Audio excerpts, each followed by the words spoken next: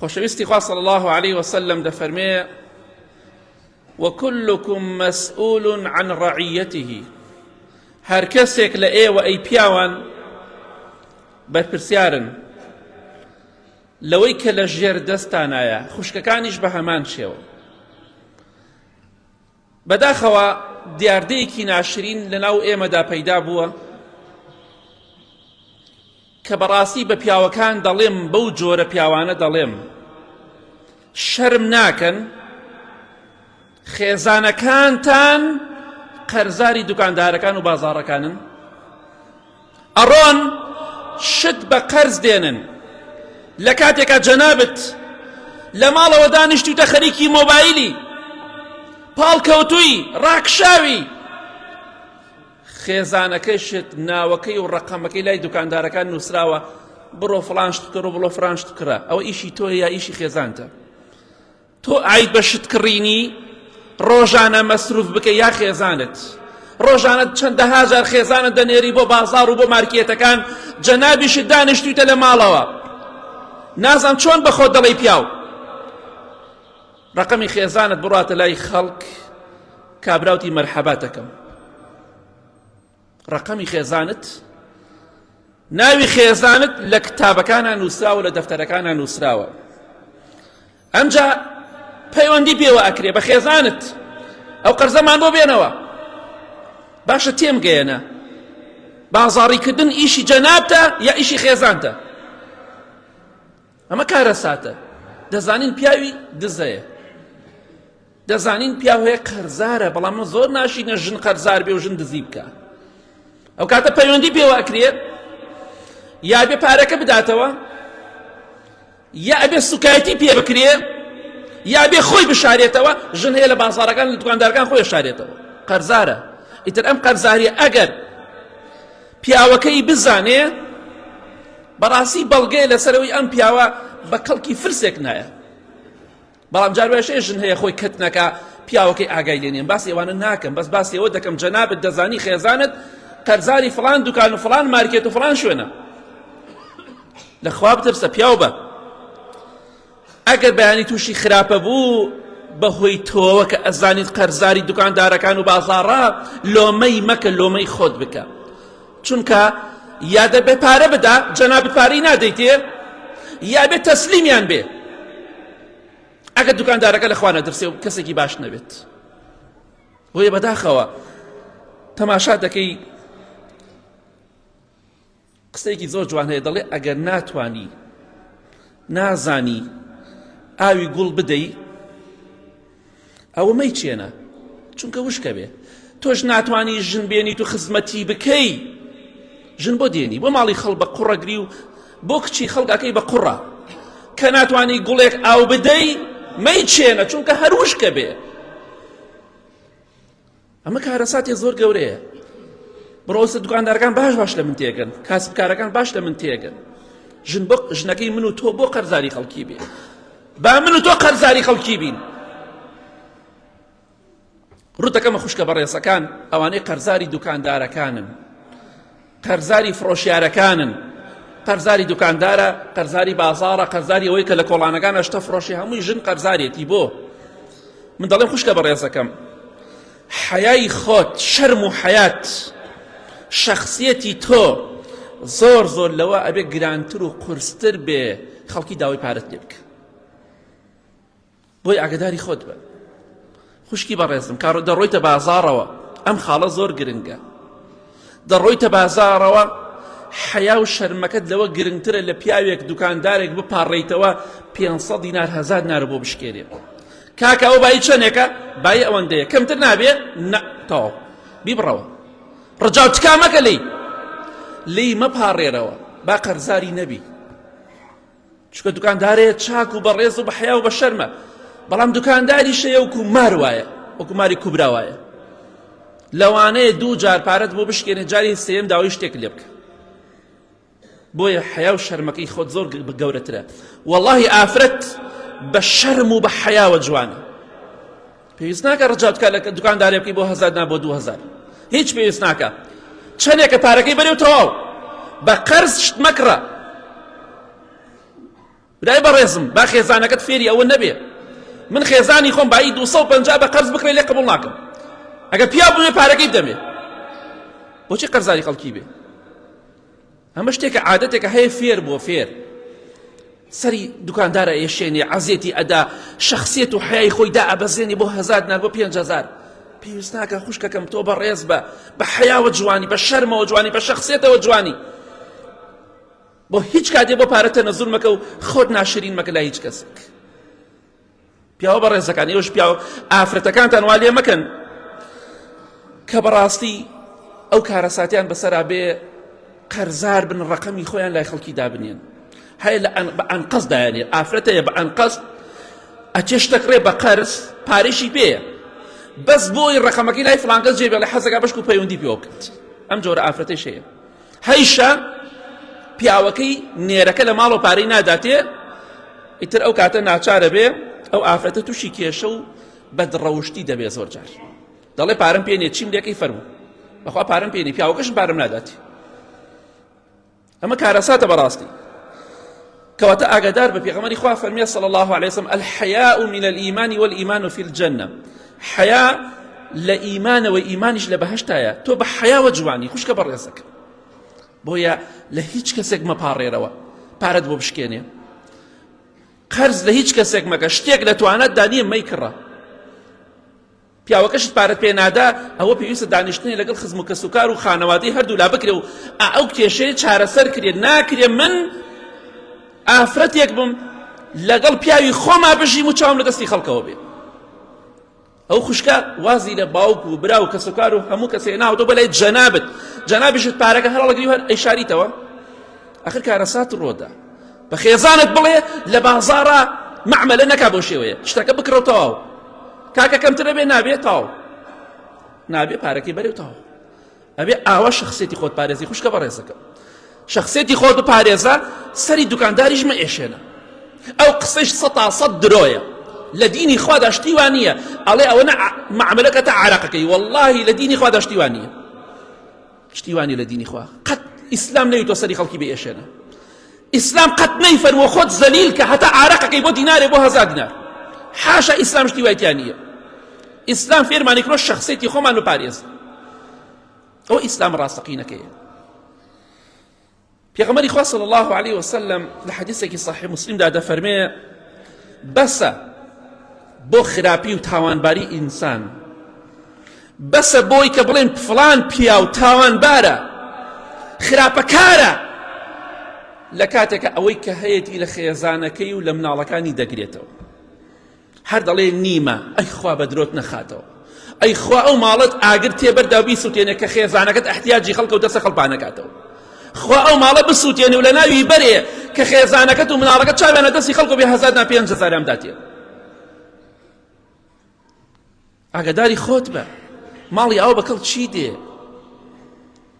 پێغەمبەری خوا فەرمیە صلی الله عليه وسلم ئەو کەسێک کە عەبدی دینار و دەرهەم و هەر کۆیە کاتەوە ئەو کەسە یەخوا لوتی بشکێ یەخوا بە قوڕا بچێ یەخوا ئەگە دڕکێ چوە دەستیا قەت دەرنەچێت دوعای لێکە پێغەمبەری خوا صلی الله عليه وسلم با ئێمەش بەو شێوەی بین خراپترین مرۆڤ ئەو مرۆڤەی ئەو پیاوەیە ئەو نێرەیە کە هەیەتی و لە خێزانەکەی دەگرێتەوە لە ژن و مناڵەکەی دەگرێتەوە بیدەرێ قسەیەکی کوردەواریە دەڵێ کاسەی پڕ ئاشتی ماڵە کاسەی پڕ ئاشتی ماڵە زۆر جارەکە لە ماڵەوە خێزانت تێرکەی یارمەتی بدەی پارەی بدەیتێ احتیاجی خەڵک نەبێ ئەو کاسە پڕە ئاشتی ماڵە بەڵام تۆ ڕۆژانە داوای هەرچیەکڵی نایدەم نیمە لە کاتێکە هەمووشی قایم کردو و کلی لە داوە ئەگەر نەبێتە سەڵات نییە بەس ژنەکە دەزانێ هەتە پێویستی بە پارەیە نایدەیتێ ئەو کاتە ئاگداری بە ئەگەر هەر شتێک ڕوویدایی لۆمەی کەس مەکە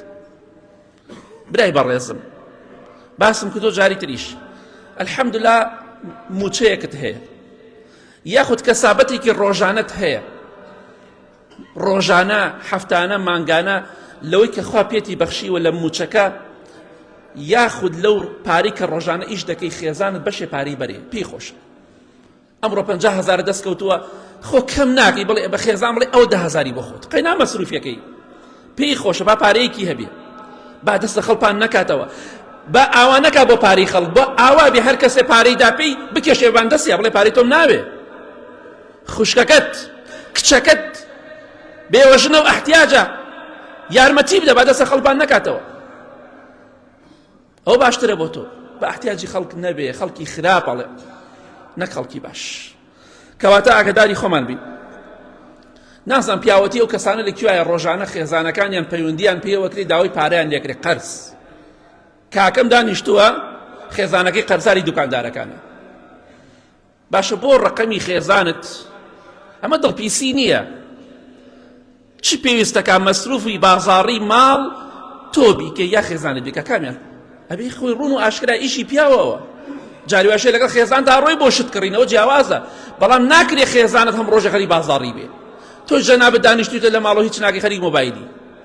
ئاخر خێزانەکە لە دەست ئەدەی، وەڵا لە دەستی ئەدەی، وەڵا لە دەستی ئەدەی. ئاگادار بە هەموو ڕۆژێک گۆزە لە کانی بە ساغی نایەتەوە، خێزانەکەی تۆش هەموو ڕۆژێ بە ساغی نایەتەوە، توش ئەبێ. تۆ پارەی نادیتێ جاری وایە، ئەگە بیشی دەیتێ چی پێویستەکە بە قەرز بیکڕێ؟ بۆ ڕقەمی لای خەڵک بێ، بۆ لە ناو دەفتەری قەرزە ناوی خێزانت هەبێ. مەی دەرێ ئەم مەجالە زۆر فراوانە کە بەم شێوەیە بە کەیفی خۆی مەجای هەبێ ئەم لاولا بکات.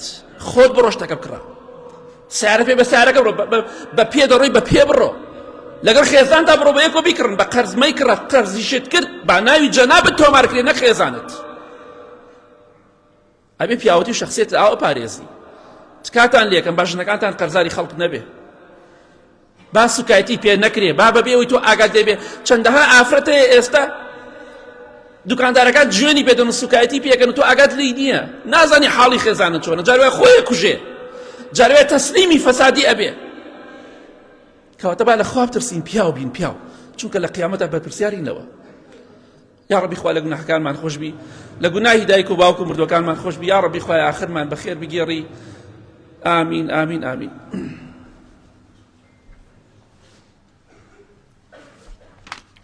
الحمد لله والصلاة والسلام على رسول الله وعلى آله وصحبه ومن والاه.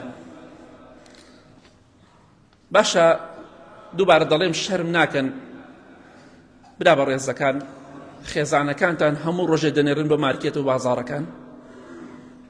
لە کاتێکا پێغەمبەری خوا صلی الله عليه وسلم دەفەرمێ لە حەدیثێکی صحیح جامع صغیرە دەفەرمێ: ألا وإن حقهن عليكم أن تحسنوا إليهن في كسوتهن وطعامهن. أو حقي خێزانەکانتانە بەسەرتانە و ئاگادار بن، ئاگادار و وریا بن. ئەمە مافی خێزانتانە بەسەرتانەوە کە چاک بن لەگەڵیانە لەوەی کە لە مەسەلەی جلوبەرکڕین بۆیان جلوبەرگی جوانیان بۆ بکڕە، با خێزانەکەت پۆشتە بێ. پێغەمبەری خوا فەرمێ صلی الله عليه وسلم: خوای گەورە نیعمەتێکی پێت بەخشی، پێی خۆشە خوای گەورە نیعمەتەکەت بە خۆت و ماڵ و مناڵتەوە ببینێ، با نیعمەتەکە پێوە دیار بێ. خێزانت بۆ جلێ ناشرینە بەرابێ لە کاتێکا توانات هەیە. پێغەمبەری خوا فەرمێ صلی الله عليه وسلم: ئەوە حەقی خێزانەکانتانە بەسەرتانەوە، باش بن لەگەڵیانە لە مەسەلەی جلوبەرگا، لە مەسەلەی خواردنە. کەواتە تۆ ئەبێ جلوبەرگ و خواردنی بۆ بکڕی، یا لەگەڵ خۆتا بیبەی بۆی بکڕی، نەک ئەو داماوە بچێ قەرز بکا و لەم لاو قەرزاری دوکانەکان بێت. وەڵا کاکە بینووسە، بۆ بینووسێ؟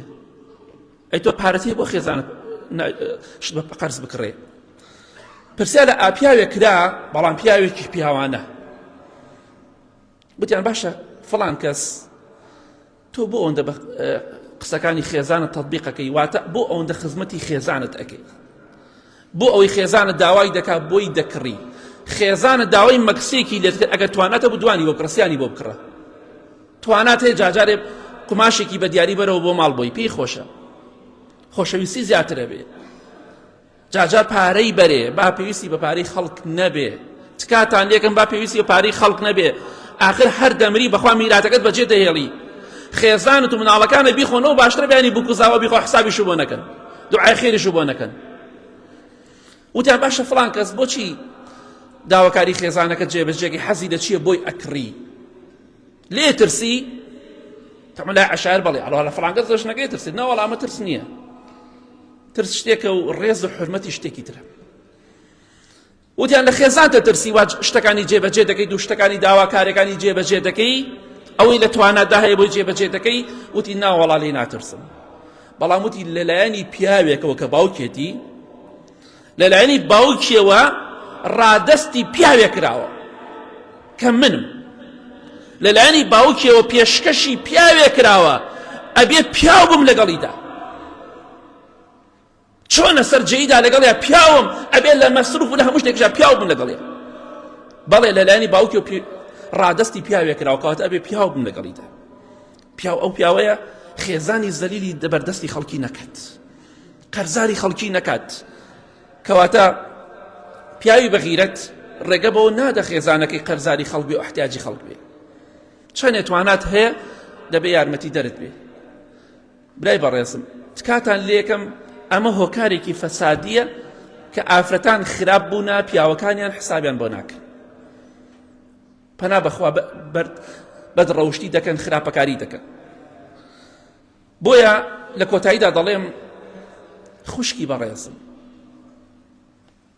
ئافرەتێکی بە حیا و بە حورمەت و بە شەخسیەت بە لە بازاڕەکان لە شوێنەکاندا لەگەڵ هەموو کەسێکا پێ مەکەنە بەدەمی هەموو کەسێکەوە پێ مەکەنە هەندێک قسەی سەرنج ڕاکێشەی لەگەڵ دوکاندارە مەیکە بەو شێوەیە کەواتە ڕقمی خۆت مەدە بە دوکاندار دوکاندارێ باش بێ لەوانە چواری خراپ بێ لەوانە تۆ بەر خراپەکە بکەوی کەواتە ڕقمی خۆت مەدە بەوان چونکە تۆ بە حیاوە جوانتری بە شەرمەوە جوانتری بە شەخسیەتەوە جوانتری والله ئەگەر ئافرەت بە شەرم و بە حیا و بە شەخسیەت بێ بە غیرەت بێ والله پیاو ناوێت سەیری بکە نە قسەی خۆشی لەگەڵا بکە ئەوە ڕاستێکە بەڵام کە ئافرەت شلی کرد پەنا بەخوا سەرنجامەکەی زۆر خراپ دەبێت کەواتە ئاگادار بە خوشکە بەڕێزەکەم پیاوەکەت پێت ڕازیە بەداخەوە هەندێک ئافرەتی شێ ئەچێ قەرزەکە پیاوەکەی پێی نازانین باسی ئەوانە ناکەم ئەوانە خۆیان خراپن و ئافرەتانە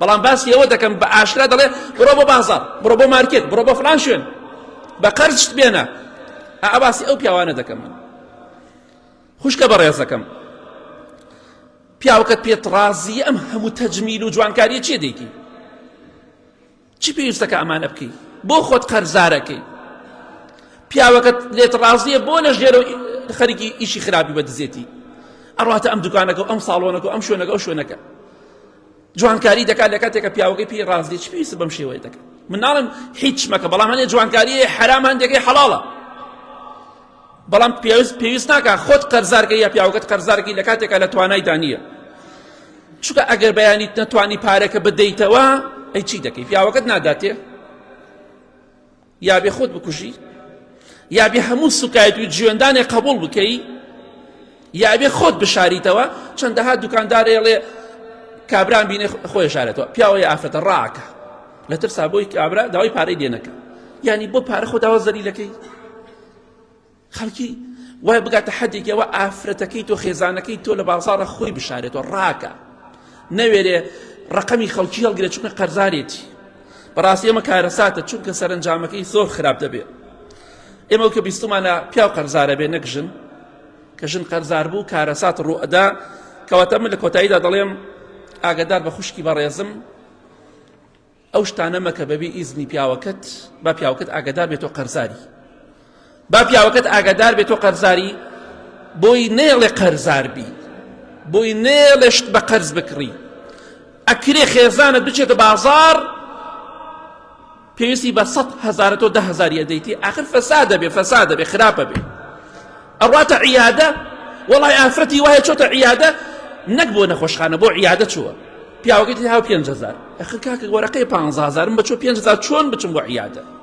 ئاخر من فەحسم دەوێ من دەماوە دەرمانم دەوێ هەر لای جەنابی ناموبارەکی دکتۆرەکە 15,000 بینینەکەی یەخە پارەم پێ نییە ها ئەو 5,000 بڕۆ بخۆت بۆ عیادە وەڵا ئەم ژنە مەرحەباتەکەم ئەم ژنە چی بەسەرا دێت لە کاتێکە پێویستی بە چەند 100,000 دینار هەیە بەڵام تۆ 5,000 10,000 دەیتی کەواتە ئەگەر ژنەکەت خراپ بوو بکێشە بە ناوچاوانی خۆتە لۆمەی خۆتکە بە خۆت بڵێ من پیاو نیم چونکە تۆ ژنەکەت بۆ شێوەی دەنێری بۆ دەرەوە ئاگادار بە ئەڕا بۆ بازاڕ شتی بەرێ پارەی بەرێ خۆش لەگەڵا بڕۆ ئەگەر پێت کرا بەڵام با چاوی لە دەستی خەڵک نە پێشی بڵێ مەعامەلەکە خەڵکا مەکەونە چەندێک بوو پارەکەی بدە و تەواو بێ منەت بە لە خەڵکی ئاوا خۆشە ئەوە بە شخصێتە بێ، ئەوە تۆی خۆشەوێ.